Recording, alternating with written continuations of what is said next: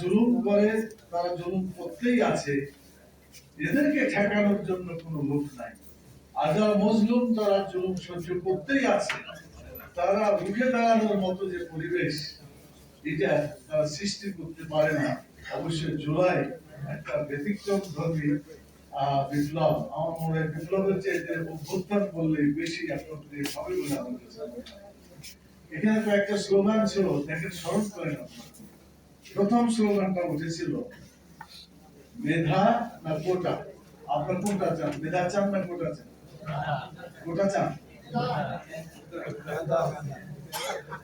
এই কোটার কারণেই তো ছাত্ররা ক্ষুব্ধ হয়েছিল যে লেখাপড়া না করেই কোটা ভিত্তিক চাকরি দিয়ে দেওয়া হবে, তাহলে আমাদের থাকলোটা কি? আমাদের লেখাপড়া করে যে মেধা তৈরি হবে, এই মেধার মূল্যায়ন তো হচ্ছে না। এই মেধার মূল্যায়ন না হয় বিক্ষোভের সূচনা।